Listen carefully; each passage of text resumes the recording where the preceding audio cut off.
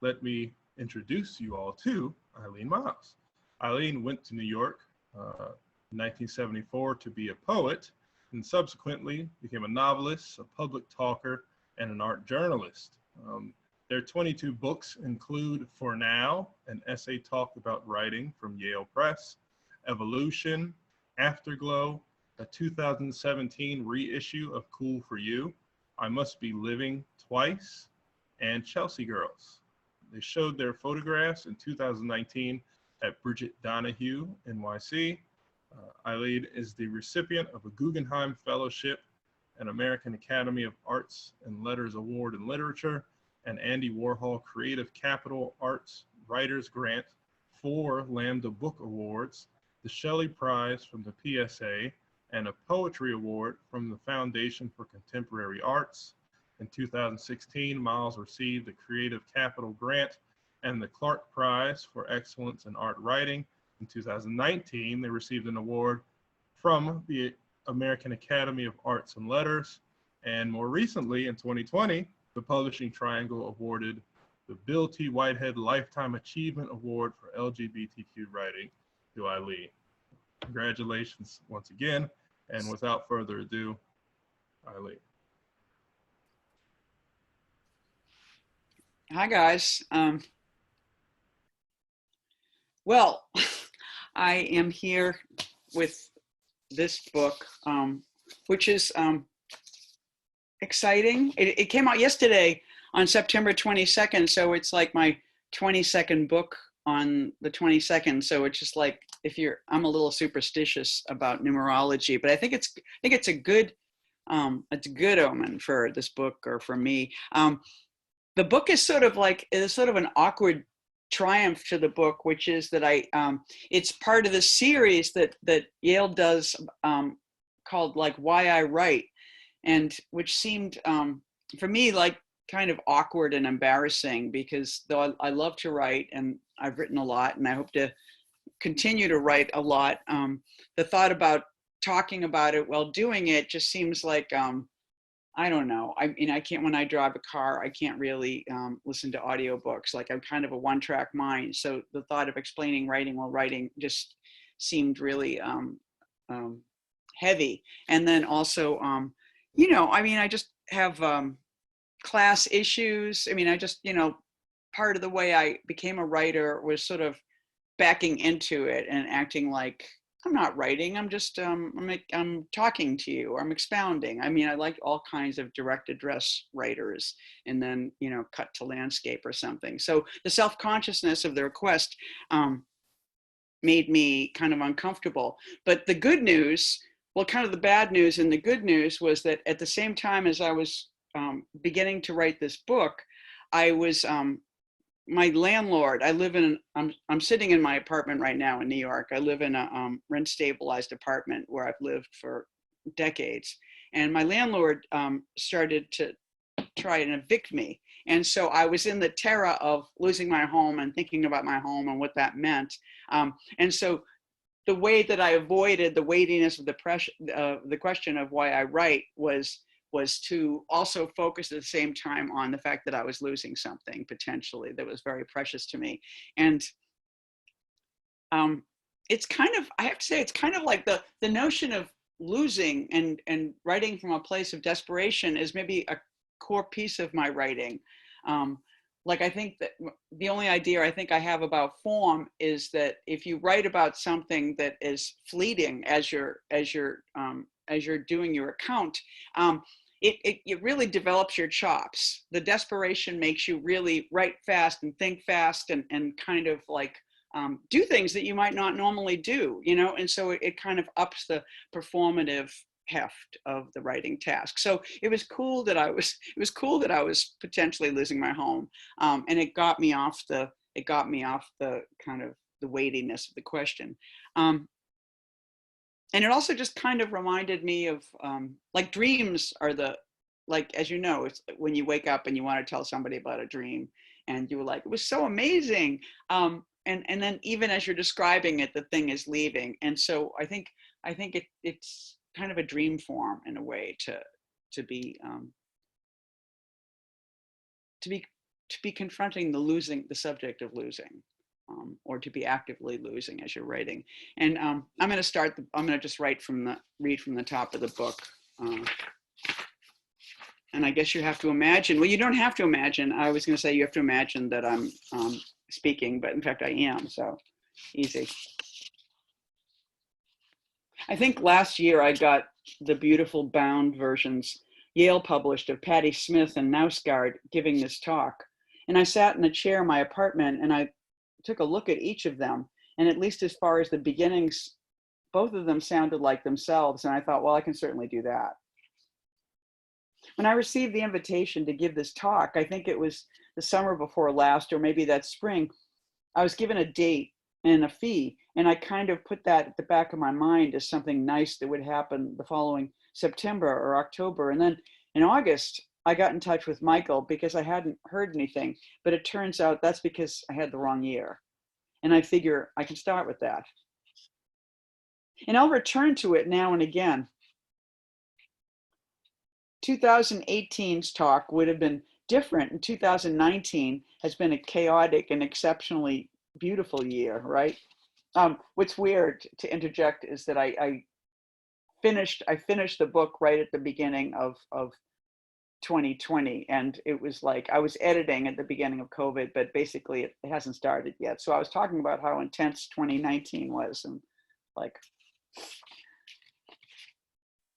no, 2020 has topped it, I believe, right? But 2019 has been a chaotic and exceptionally beautiful year, right?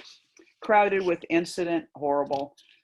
And time itself had a kind of optic quality, full of great and awful things to see. And the year has been busy getting copied, that way being memorable. And these are the things I'm always feeding into my purpose, which is to write, maybe to get this part over with right away, because I need an alibi. I have a very definite feeling that I am simply living. And how would that be possible if you also had a kind of ambition and fewer concrete plans as you moved out of childhood, wanting to discharge it? Alibi, of course, implies a kind of elsewhere. And as you translate it into many languages, it remains alibi. What's the word for alibi in Czech? It's alibi. I've been arming myself with philosophies for years that support the notion that the point is to be here, to be present, which I think is the truly hard part.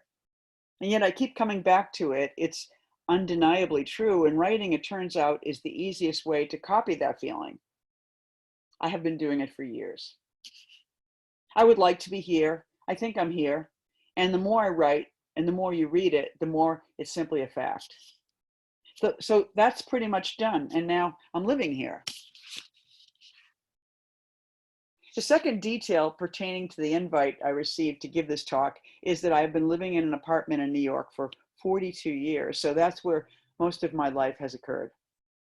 My living, my thinking, my copying. It's one of those East Village rent stabilized apartments, and my building had just been sold in 2017 for the umpteenth time. And pretty soon after my lease was up, I guess probably in June, and the new landlady totally took her time getting the new lease to me, actually all of us, which of course spelled danger. And I got an email from her, my landlady, Eileen Myles, saying she wanted to meet each one of us to hand us our leases. And I thought that's sweet. And a few weeks later, she's standing right there in my apartment. She's a conservative looking woman, I bet about 10 years younger than me. And as soon as she got inside of here, apartment 3C, she goes, "I'll give you $75,000 to leave." That's a visitor, right? I chuckled and rejected her offer. And she went on to say that she knows that as well as living here in the very small, inexpensive apartment, I also have a house in Marfa, Texas, which is not illegal, but a fact. And that she, Eileen Myles, knows it. I'm being watched. That was the feeling I got. And then she asked me what I do, and I said, I'm a writer. I didn't say poet, which was interesting. I generally do say that because it is far more perverse. People generally don't know what a poet does. But in the moment with my landlady, I grabbed a fat book of poetry out of a brown box sitting there right next to the tub, and I flashed it, even thinking maybe it would be nice to give her one. Also wondering if there was anything incriminating in it. And she looked right through the two of us, my book and I, and then she said, smiling, "Wouldn't you rather write in Texas?" So I'm going to stop the reading right there. I'll return. So I guess realistically speaking, so I have introduced you to my apartment in New York where I'm living. I have two homes. I have one in New York and one in Texas. And I've lived in Texas, Marfa, Texas, for since 2015.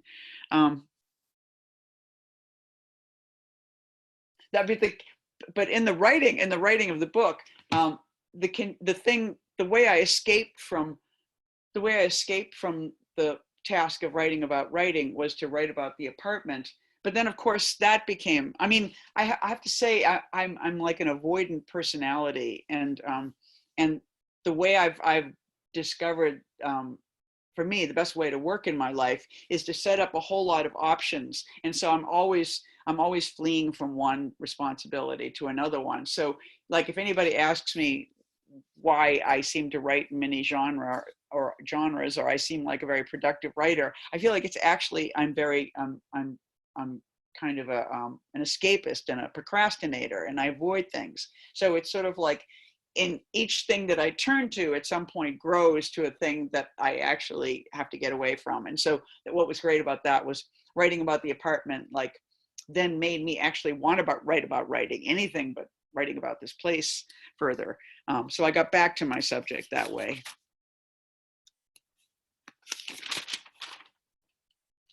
And I guess finally the subject of this book, there's two subjects, they're writing and losing. There's a thing that, besides potentially losing my apartment, there's a thing that the jury is still out, but I may or may not have lost in my life. And it has to do with going back on, I talk about this in the book, but you don't have to read the book for me to, I'm cutting to the chase with you right now. When I started writing, kind of pre-computer in the 70s, you'd write by hand or you'd write on your typewriter, and and that when I would do readings, I would put them in these little binders, and I would go out and I would do my reading. And in time, I had a lot of poems. I was, a year passed, another year, and I started this habit of putting my favorite, best poems of the year into these binders, and then I would write the year on the outside. And so I started to develop this stack of binders, and I kept them.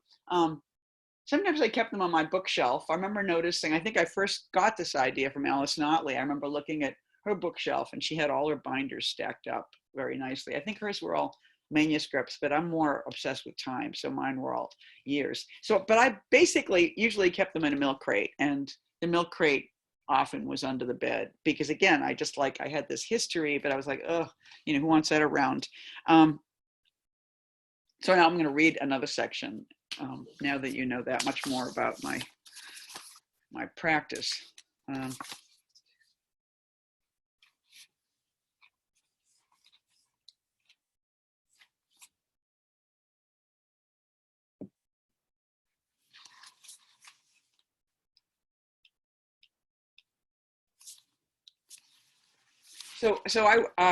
We're jumping to, I guess, maybe the aughts, the beginning of the 21st century. And it was time to have a selected poems. And that went on for about 7 years, trying to make the book, trying to sell the book.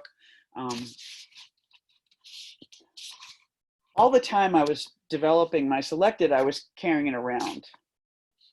I figured there was some secret poems that had never been published, and they were in there meaning in the box. And I would just pluck them out, but I just kept writing in the present, and I never really wanted to look at that old box of yellowing pages and many different romantic fonts. It was heavy. I took it to Cape Cod.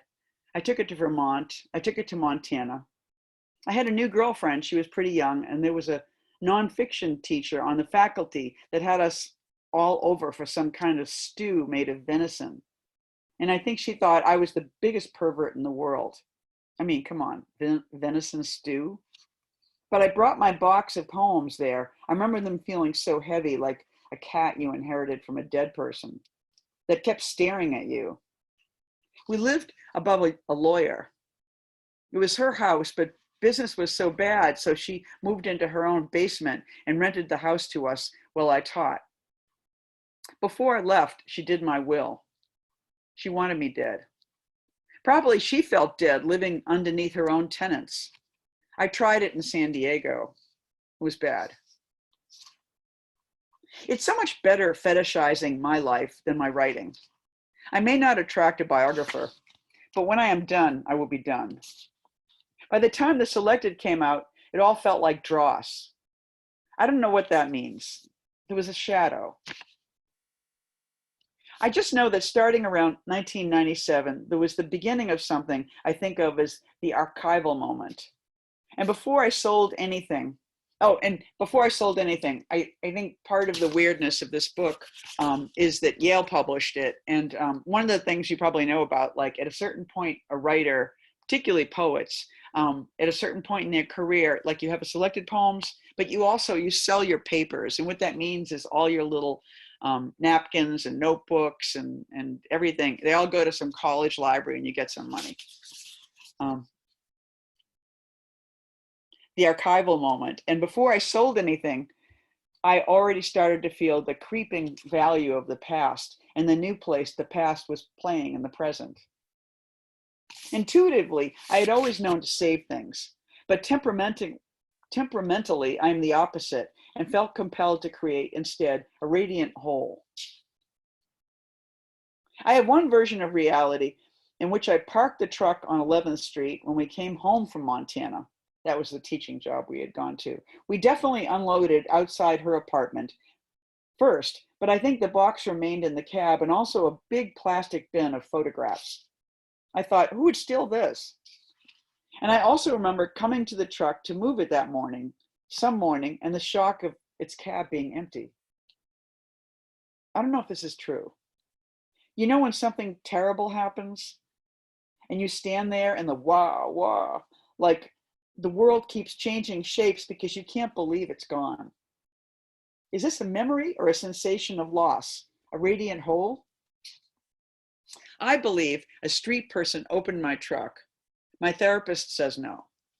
A Ford Ranger opens very easily, and they carefully lifted out the box of binders and the big bin of photographs, my manual typewriter, a low green, soft green Hermes, the large ancient Merriam-Webster dictionary that David Rattray gave me, all these things that to my mind, people who break into trucks wouldn't bother stealing. Instead, they gently placed my guts on the curb, replacing them with their dirty old backpack and maybe a trash bag full of shit, and they hopped into the front seat with a six or some dope and maybe someone to have sex with, climbing out with their stuff before dawn, the milk crate and bin of photos just staying there, ready to be picked up as garbage. Sometimes I see a squatter poking through my binder in the box next to the pile inside and pasted them on the wall. So there's a room in the East Village today, about 10 years later, wallpapered in my shredded yellowed poems.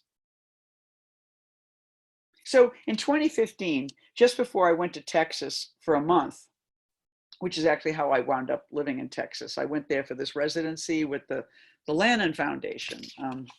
Thank you.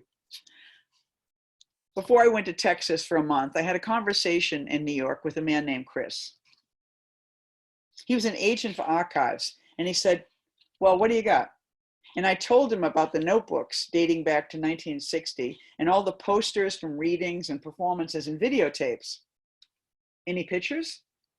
Well, yeah, though it's kind of weird. And I told him how I had a collection of archival photographs of myself and Andrei Voznesensky on a couch as he was putting the moves on me, Adrienne Rich and I hugging at some reading, and this captioned photos of me by Allen Ginsberg, and even outtakes from the Mapplethorpe shoot.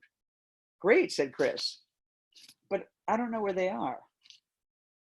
There's this box, and then I described the poems in binders in the milk crate. It's weird, I said, but I'm not sure where those two things are. I mean, I've got to have them. I remember in the past saying, I remember in the past people saying, "And you don't have a copy?" No, I proudly smiled, because I would never lose it. I hadn't considered forgetting where it was. "Can you find them?" he asked. "I think they're either in my New York storage space, or I guess I still have one storage unit in San Diego, a place called Big Box." I smirked. He totally was not interested in the details. "I mean, they could be there, but that doesn't make sense." I'm talking to myself. I was thinking of all the trips, meaning surely the box was somewhere on the East Coast. "I saw it here. I saw it there." He paused for a moment, sipping his drink. He was thinking about the box with the binders. Or maybe it was the photos. We were in a place on Lafayette called St. Ambrose. "I liked it here," I said when I sat down. "I do too," he smiled. Now he looked up at me. "Do you have someone who can look out there?" "You need to find it." "Yeah, Mark." "I could do that." He nodded, thinking. "We have to eliminate all the possibilities. In my business," he said, "we call a box like that the gusher." So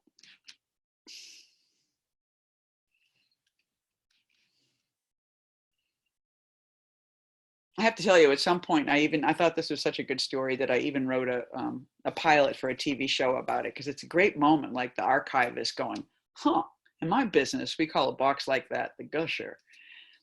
But in a way, I mean, I just feel like, I mean, the thing about selling your papers is getting money, you know? And a lot of what this book is about too is writing and money. And God, I don't know if you guys saw this recently. I probably shouldn't talk about this, but I feel compelled somehow. Did you see the thing on Twitter a few months ago where they were talking about writers and the advances they get? And I think in some ways it was about race. So as a white writer, I probably had no business going into this Twitter feed, but people were supposedly stating what the advances they had gotten for their books to show either how great or how bad they were. And I had never shared that information publicly. So I thought about it and I felt uncomfortable. And then it just seemed like a kind of challenge. And so I thought, okay, I'll do that. And then I posted, like, you know, I mean, I have 22 books, but only 9 are available, and only 9 got, I believe, any money at all. But so I kind of dutifully posted all my advances. And then people were, it was horrible. It was like that thing where you think it's kind of cool to develop something that's kind of embarrassing. And then it was like people were so, people were really kind of taking care of me. It was very weird. Like, I have to say, people didn't actually even know what an advance was. So it sounded really pathetic. Like an advance, I mean, I know you all know this, but I'll say it anyway. An advance is like when you write a book and you sell it, and what that means is that you get an advance against future royalties, meaning, and so when you hear somebody got a big book deal, that means that you are so hot that we're going to give you, $1 million for your book. And it doesn't mean, I mean, obviously you got $1 million, nobody takes it. I mean, the government takes some away in taxes, but basically you get that money. The book may not make that much money. The publisher is making a gamble on you. So a lot of writers, you get a big advance and that's all the money you get, Whereas a writer like me, you get these little tiny advances, which is what I was bragging about abjectly on Twitter. But that doesn't mean you don't keep getting money when the books sell. But I think people didn't understand that. And when I said these small sums, people were like, oh, poor Eileen. So I was just like, I think there's so much information. Money's weird. It's weird sharing about money, right? We have so many weird feelings. Somehow this thought is supposed to lead. I'm going to read one more section now. And I talk about the little house, because what happened is that I have this house in Texas now, that I'll tell you, I bought it for $96,000. That's how I could buy a house. And in the backyard, there's like this falling down garage. And it's one of those things where I thought, I'm going to fix that up one day. And so last year, just sort of by accident, but I actually had the money to do it. I decided to fix it up and turn it into like a writing studio. But the thing that was so weird was that unwittingly, at some point I thought it'd be funny to put a bathtub in it, and I didn't really think much about it. But what I'd actually done is duplicated my New York East Village apartment.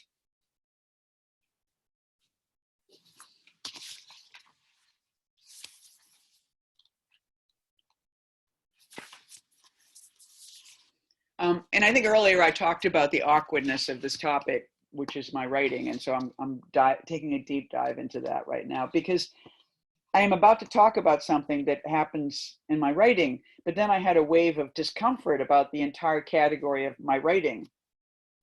I should be comfortable with it by now. I mean, in this piece or in my life, but I'm not. It just becomes such a thing. And it's like your relationship, or your mother, or your alcoholism. I've always noticed the your construction. It's kind of a smarmy thing. The instant it exists, the subject feels stale or old. It's like when people from your past or who just haven't seen you for a while sidle over and say, "Hey, Eileen, you still doing your poetry? How's your writing going? How's your mother?" It's the same tone as, "How's that relationship? Oh, she's dead? Is your drinking? Well, how is your drinking? Oh, you stopped. Well, that's good." We have these spheres that we are commonly identified with, and it's always prefaced with your, like this thing of you, and you just won't stop asserting it. And so obviously the world in a variety of ways will begin to assert it back. And then you're supposed to chime in. It feels a little gross because I'm not a man. Like there's this sauce I'm always pouring over the world. Like that can, I hope you know this reference, like that can of paint in the Sherwin-Williams ad. Do you ever see that? Like it's a big bucket of paint and it's like Sherwin-Williams covers the world. And there it is happening right in front of you. The bucket is tipped, the contents spilling all onto the planet Earth, glug, glug. I think this ad preceded the moon landing. So the moon landing didn't actually create the concept of the whole Earth. Sherwin-Williams did. In part, the ad is effective because it's a good drawing. It's a cartoon. The cover's the world part. The caption is the redundancy we've come to expect from the world. Just in case you didn't get it the first time, I'm going to sum it up for you. I suppose the ad's a little colonizing, which is kind of the problem with your anything. It's self-colonizing. Your writing, it's not exactly literature. It's thick. It's kind of other somehow. Metonymic, a growth. It's more like habit. The interviewer turns to you after looking at their notes. "So, about your writing, you've said somewhere, and you were being thrust into the position of being a specialist on your work, and probably asked to expand or back up some claim you made in the past, probably offhandedly about it being an alibi or a little house. It's like some form of mental illness, though it's my mental illness, you say proudly, one I built for myself. Yeah, it's just a form of employment for the unemployable, a lifelong something for the got-nothings. It's just what I did," shrug. "Well, I was living in this cheap apartment, and while you're here, let me tell you about my cheap apartment. My love, my dog." I don't like to ever stay on the it of it too long. I mean, is there really an it? I think of writing at best as always quickly darting off into what it does. The horizon of the practice, that out there. And even if the subject is me, it still feels that way. I'm gone, necessarily. What I wonder a lot is why everyone who reads doesn't start writing at some point. It just seems like the obvious nervous response. They all want to, many do. Bruce, who just put in the electrical panel for the little house, told me his wife writes. "She's been working on one for 10 years, he chuckles. "That's nothing," I smile back, and I hand him a copy of my dog book. "What's your wife's name? Joy?" It's like when my father taught me to ride a bike. He had his left hand on the crossbar and the other on my back, and I held onto the steering wheel. "Keep pedaling," he yelled. And then suddenly I was darting off into the future and my father was gone. I was riding by myself. So I am. Nobody would think that was a sad moment. In fact, so many of the most exhilarated moments of freedom in my life early on were with him, bunched up on the floor of the roller coaster, holding on to my dad's legs and feet, screaming. But next time I sat up. I was young, but I thought, if this is my death, I want to see it. And what I saw was the world, which is where we are, and maybe we can change our pace for the moment. I did that little thing at the end, like part of the conceit of being a writer that always acts like they're taught. Like I couldn't figure out how to make this transition, but I thought I'll just act like we're all doing this together, and then I'll just, you know, sort of suck you into my process. I just want to read one teeny more thing. Where is it?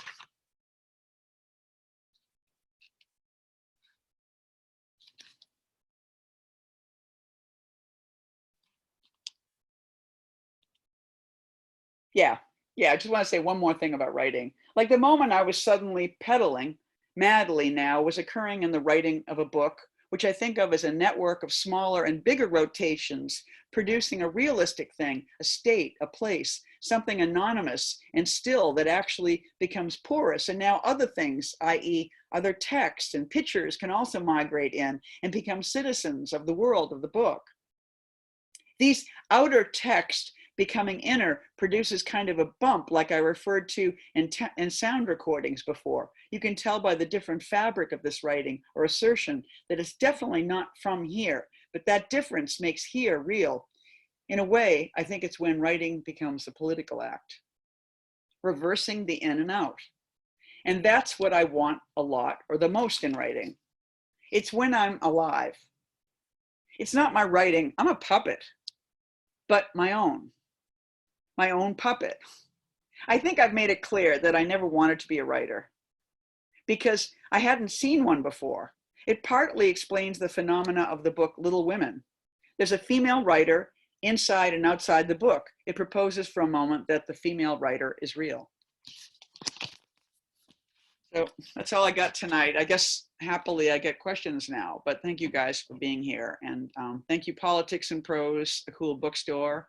And thank you, Ruth, wherever you are. We love you and we don't want you to be replaced. Not now.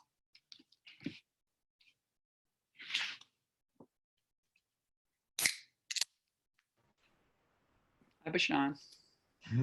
Hello, Eileen. Thank you very much. That was very good reading that you had there. Thank you. As said, anyone, if you have any questions, now is the time to get them into the Q&A box. We do have our first one. This is coming from Molly. Molly says, thank you. Oh, well, Molly actually undercut me. Molly asked, what have you been reading during whoa. the pandemic? So I'm sorry, two parts. What have you been reading during the pandemic? And then any thoughts on quarantine life and the creative process? Wow. Yeah, I mean, immediately, I mean, the book, I did a book swap with John Waters, who I saw in Provincetown. And so I have a book called Mr. Know-It-All, which is very funny and very John Waters. And I've been reading that. And I'm also reading a lot of books at once because I'm editing an anthology called Pathetic Literature, which is my next book. And so right now I'm reading Say Shanagan who's the author of The Pillow Book, which is one of the great masterpieces of literature. And my goal is to say that it's pathetic. And I mean pathetic in a good way, like feeling. And so I'm reading that. I'm reading a book by, I'm sure I'm not pronouncing her name correctly, Canxue, C-A-N-X-U-E, and she's got a book called Dialogues in Paradise, and I'm reading stories from that. So I'm reading many books. I've been reading a lot of, I mean, I read just Tristram Shandy during the pandemic, which was like a nightmare. It's like it's sort of like the first autobiography or memoir, because the big book, I'm working on a novel which won't come out for a few years, and so I want it to be a giant book, and so I'm reading giant books by everybody I can get my hands on, and so those are some of the books I've been reading. And writing in the pandemic, I mean, I think that I mean, the moment I thought, what if there aren't any, like I felt really stiff from sitting here reading, and I thought if there aren't any questions, we'll just break into something called Yoga with Eileen, you know, because I feel like I've had to develop all these new habits in the pandemic because I don't, you know, go out and see people in the same way. And I feel like the encounters with other people are a whole lot of how I write, because not that I I mean, I get things from what people say and think, but more than that, I stopped, I stopped being in this kind of tomb kind of pajama place with myself, staying in and working. And so it's just like, please God, let me get away from myself. So there's like the gym, there are friends, there's cups of coffee, there's restaurants. And so I think pandemic really messed that up in the early days when we really weren't going out so much. And so I started doing a lot of like online yoga, and like buying, just walking my dog a lot, doing, because I felt like, and then writing really badly. I mean, I am committed to the idea that like, it's just like, just write badly, don't worry about it, because editing is really the fun part of writing, I think, is when you start to give it shape, and you have to be unafraid to write badly at first and just make that first draft. But the stuff that was coming out in the early pandemic was really frightening. And I had a lot of writers felt this way, because your mind, it was just like, you just didn't, you lost focus in this weird, I felt like it reminded me of puberty. It reminded me when I stopped taking drugs and drinking alcohol, like, in my 30s. It's just like, I felt like I was a newly forming mind. And so I think we were all beginners, and I think I had to learn to write again, but the only thing I want to add to that is poetry was great. For some reason, and I just think it's a testament, at least to how poetry operates in my head, that it's just like, somehow I could always pick a poem out of the chaos. Whereas the larger projects that I was working on were much harder to focus and approach. Okay, oh wow. And thanks, Walt. 3 of them coming. Cool. Okay, so the next one we have is from Susan. So Susan asks, if, quote, childhood is the original studio, page 10. Woo! Oh no! Yeah, keep going, Susan. Where can one find a quote unquote studio as an adult in a world where the vitality of cities is inaccessible because of cost? Where can one go to live a creative life? Oh, I mean, I think anywhere. I mean, I think, it just certainly being of my generation where things were cheaper, it's easy to say, but I think the studio, I mean, childhood was a studio in that you really built your imagination then. Those of us who turn to books in flight, like we'll be running all our lives towards books and making books and writing books. But I think it's sort of like, the studio, I think for writers, much more than for painters and visual artists, is a conceptual thing. It's like it's a place of safety in your head. It's like, my notebook is my studio, every train I've ever been on is a studio. I mean, again, I think it's a little tricky right now. I haven't taken a train. I haven't ridden the subway. I haven't taken the Long Island Railroad yet, though I have flown. But I think, I think time is the studio, notebooks are the studio, writing in a different place. I mean, I just, even designating that a certain chair in your house at 4:00 for 15 minutes is the studio. I really think we need to play games with ourselves in order to create, it's like workshops, like I took workshops in my 20s and they would give you assignments. At first I scorned the assignment because I thought, that's not how you write. And then a few of the assignments worked and I thought, okay, that's great. But I think, and then I taught workshops and I started to, like, remember that game Simon Says, like you would tell, do this, do this, do this. And it's just like, I started to give people assignments that had worked for me. And finally, it's just like, now my career is basically giving myself assignments. Like a novel is just a long procession of assignments. And some of them suck and some of them are very fruitful and you don't know which one. So I think it's just like, in French, friendship is the greatest studio. It's like, you got to find your people, and they're all over the place. And you're lucky if they're like physically near you and you can meet with them. I mean, you probably do this, like meeting your friend someplace and writing for an hour, just being silent with somebody else is really, I think is really cool. Like I went on a writing retreat with Radar, like, I don't know how many years ago. And we didn't have adequate, like everybody didn't have their own room. It wasn't like McDowell or one of these beautiful artist colonies. We just had time. And so we were silent from 9 to 12 and 2 to 4. And so you were just sitting around all these other people writing. And I wrote really great stuff. I didn't think that would work for me. And it totally worked. So I think that you have to make up spaces for yourself. Excellent. Okay. Here's one from Ariel. Ariel asks, how do you draw the line between what's important enough to share with others / write about and what's only important in your own eyes? Yeah. I think in the first draft, you might not know the difference. Though, you got a little bit of a gut, in the way that like unless you're like a borderline personality, like all of us sort of know in this situation, I better not say this, and so there's some of that kind of thing. Like my mother died in 2017. So I think there's things I can say in my books now that my mother didn't read my books, but the fact that she was in the world meant that there were certain things I wouldn't say, and so that's changed. But I really think, short of the things you intuitively know not to say, I think in first drafts, you can pretty much say anything. And then later, because it's not just, things that would be disturbing or harmful. It's also, it's like a kind of a, it's just, it's like what's relationally working in this book as opposed to not, because it's funny, there's things that I've written that just won't fit any place, poems that can't go into books. It's not that there's anything wrong with them, they just haven't found a home. In fact, that's one of the things I talk about in this book. It's like these weird pieces that you're like, where does this go? And sometimes you wind up writing a book around it because the thing is so compelling to you. I think in this book, I call those little pieces plucky orphans, because they're weirdly like, hey, I'm really important, but like, why? And so those pieces will exist too. So it's like, I just think so much of writing is just developing a nose for your own abilities and disabilities. And you just get better at having a gut about what's in and what's out, Okay, so here's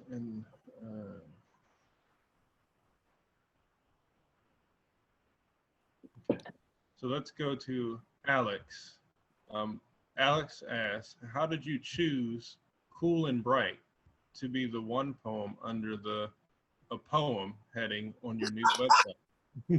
That's real. What a funny, great poem. What a great question. That's really, well, sometimes I write a poem that I just feel kind of like crushed out on. And even if these 6 people like it, a lot of other people seem really weirded out by it. I just think in a way, I've written a couple of poems. I regard myself as a trans feminist, and I feel like, I think like being an anti-racist, being a trans feminist doesn't sort of say who or what you are so much as what you want in the world, but I think that poem, because I just allude to standing up and peeing, I just feel like it's, it's like, it's pretty trans, and so that was one factor in the poem. I think, there's just it was like, to some people, so to some minds, it's sort of a distasteful poem. I published it, like we have a newspaper in Marfa, the Sentinel, and they had never published a poem before. And the guy that edited it said, do you have a poem?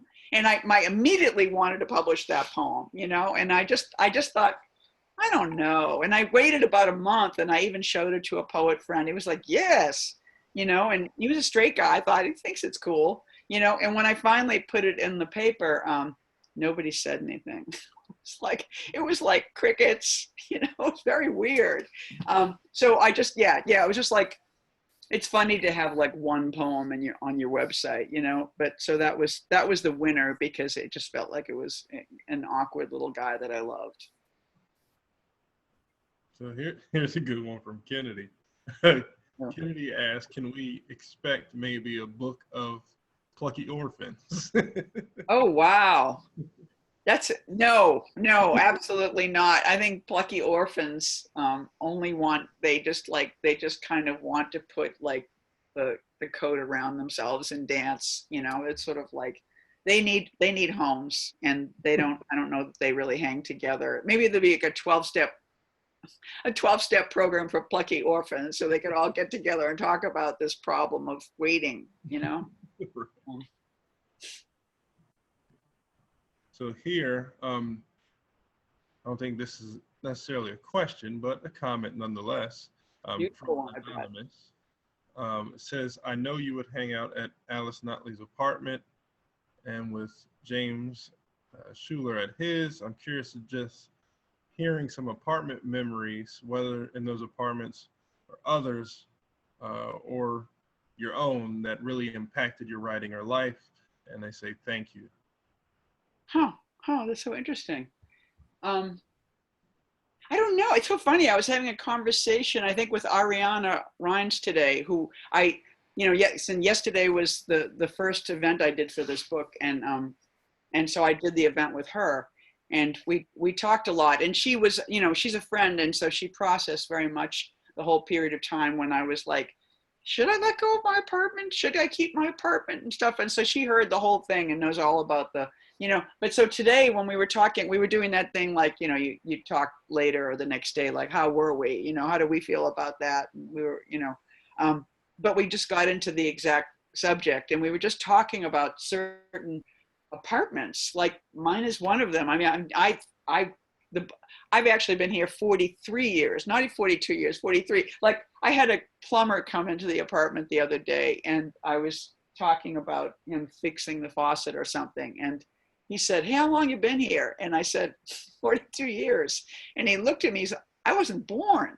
I was like, yeah, well, it gets like that. It's very funny, but it's like what it means. I mean, I think even 10 years into living in this place, I realized it just was like, it just has a vibe. It just has a vibe. Like you've lived, you've written, you've had sex, you have the art on the wall. And I remember Ted and Alice's apartment was like that when I was young. I was sitting in their apartment and even when we weren't talking, you just like the apartment felt like an entity. It's sort of like the thing about old homes is that I mean, like, 'cause I think rooms of all sorts are like that. Like I think St. Mark's Poetry Project, which actually, weirdly, I mean, it's sort of like it's the site of the longest existing place of worship in New York City, meaning that like Peter Stuyvesant, who was like one of the monster governors from when, when the Dutch were running New York, he had the chapel of his farm in this location. And of course that was burned down and then they built another church. And then, so many churches had been on that same site. And even when I came to New York in the 70s, St. Mark's Church, that church burned down when I was in my 20s and they built it again. But nonetheless, it's just like, what I want to say is that like, I remember standing in that room, listening to a reading and listening to a poet that I didn't admire, a poet who I was running it at that time. And I put a fiction writer I loved with a poet that I didn't love, but I knew the fiction writer loved him and lots of people, but it was just like, I didn't like it, and I just felt like the room didn't like him. I felt like the room that had heard so many readings and had heard so much literature was alive. And I feel like it was rejecting this poet. I felt like it was sort of, and I think, like all I'm saying is that it's kind of amazing. Jimmy's place was like that. I mean, the reason I wrote the chapter in Chelsea Girls about his room, his studio in the Chelsea Hotel was that I felt like I was witnessing something that felt like history in a private museum. I mean, it's like the reason we go to like, this sounds braggy, but I mean, the reason we go to like Elvis's house or Mayakovsky's house, or I went to, what's his name? The guy who was the Mexican general in the Alamo. I went to his house, which in Yalapa, which was just incredible. It just like anybody's house is really interesting, and I think because we love books and we love literature, it just, it's like you feel like you're in kind of a museum that doesn't exist anyplace else in the world. I mean, what's sad is that, like, it's sort of like these places, there's a cafe next to where Ted and Alice used to live. And so it's so funny to sit in Mogador and say, Ted and Alice used to live up there, and people are like, wow. And to know that apartment is gone, that incredible space is gone. And it's just, whoever lives in the Chelsea Hotel in Jimmy's room now has no idea that this great poet lived there, but shrug. You're right. Yeah. Our spaces take on the personas of the people themselves. Okay. Well, once again, if anybody else has any questions, We on empty, we're there. Your time. Guess while we give everyone a few more minutes, let me just ask you, is there anything, now granted, I know that this work was just published yesterday, and I know you said you're working on a novel, which will be some years down the road. Is there anything else you're working on that you wanted to tell anyone about, or anything else you're up to or have coming up that maybe people can look forward to seeing you? I don't know. No, I mean, I just, no, I don't think I have. I think I'm kind of obsessed with pathetic literature. I think it's really an interesting. I think it's in a way about gender, and I'm very interested in that because I think usually when I think I got a little obsessed. I taught a class. I taught in San Diego for 5 years, the University of California, and so I taught a graduate seminar called Pathetic Literature. And so I kind of invented it then. And I guess what I was thinking was that I just noticed that when somebody didn't conform to the gender ideals of the culture, they were always, it seemed particularly right-wing and bullying to call something or somebody pathetic.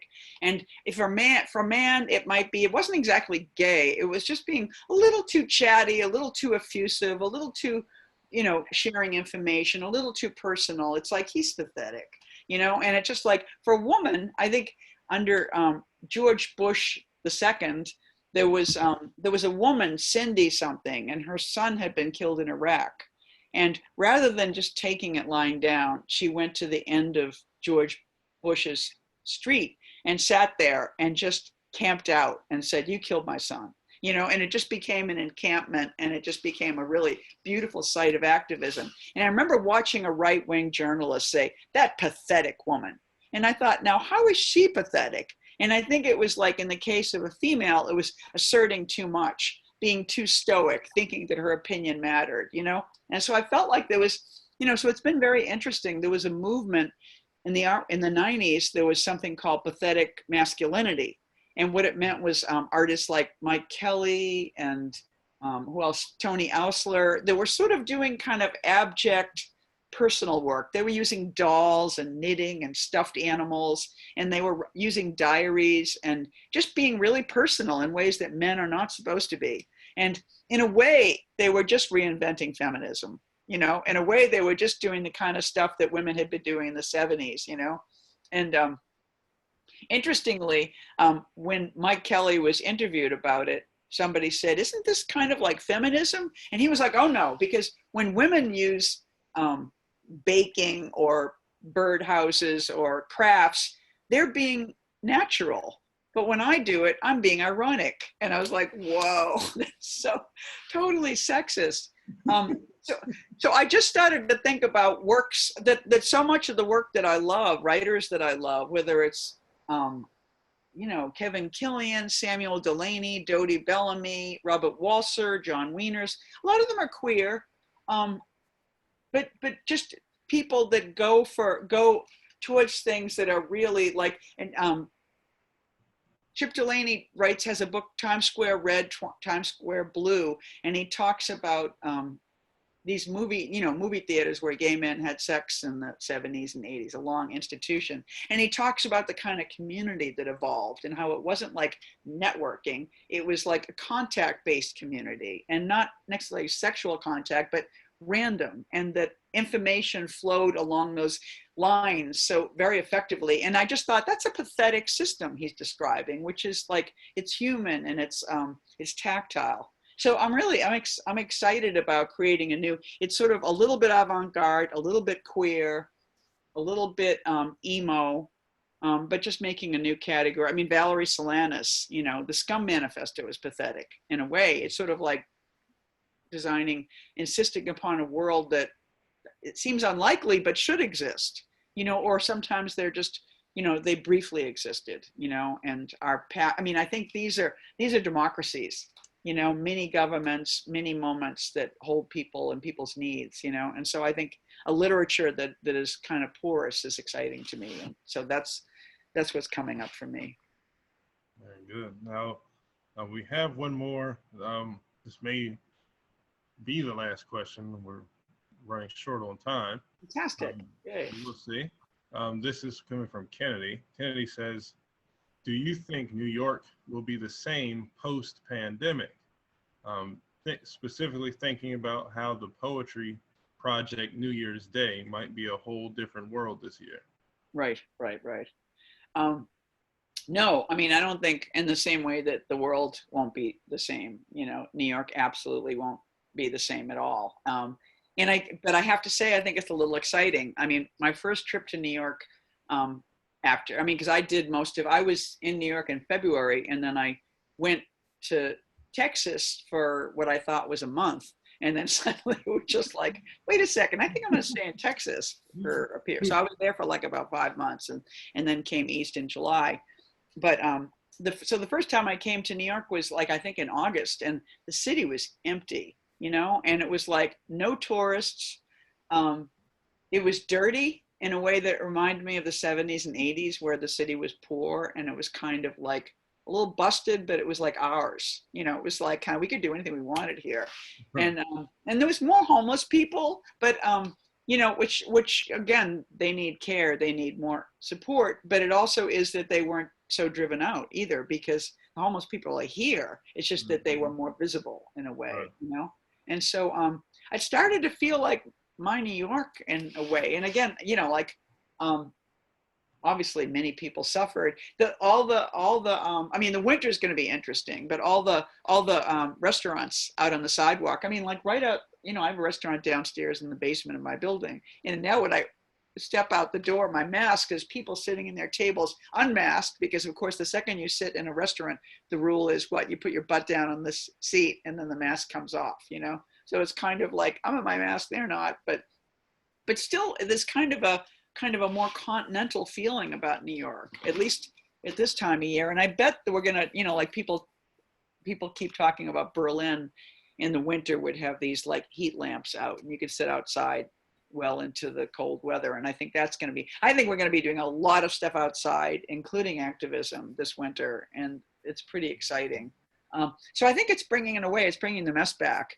You know, and I think the Poetry Project New Year's benefit will be very interesting. I don't know whether it's going to be anything live at all. I know they're doing stuff outside right now, but I love though, because it is for a lot of us, it's our favorite event of the year, and it's going to go global, you know, both in terms of performers and in terms of audience. And I think that's just awesome. And that's great for the institution. And that's great for, you know, all of us. So I think, you know, I mean, this hard things, you know, it's just like people are slipping some sneaky things in here and everywhere else, you know, like under the cover of COVID. Like the greatest thing in New York City is East River Park, you know, like we run down there, we have meetings, we talk, people have barbecues, it's mixed use, it's mixed class. It's like, it's one of the greatest things in New York. And apparently there's a plan to like gut it and close it for years until they can turn it into some playground for the rich. So I think there's going to be some serious activism between now and the day where, you know, some kind of, you know, machinery comes down there. I think we'll all be throwing our bodies in front of that machinery and trying to make sure that doesn't happen. All right. Well, we're just about out of time, but before we do go, since we went through a lot of questions, I wanted to also give you some of the comments just to make sure you are aware of those. Molly says that this has been a fantastic evening, and she thanks you for this event. El Shapiro says, great reading. Thank you. They're looking forward to reading this and the novel. Coming your way. Susan says it's quite all right to miss the 70s and 80s gritty New York. I don't think she's looking forward to the playground for the very rich, as you said. And Simple, thank you so much from David. Thanks, David. And and one more. Thank you for all your words from Ariel. This has been so amazing. Cool. Good. Thank you. Eileen, thank you very much for this wonderful event. Everyone who has participated and attended, thank you very much. Don't forget to get your copies of For Now, and we look forward to seeing you all in the future at another PMP Live event. Thank you so much. Thank you. Have a good evening.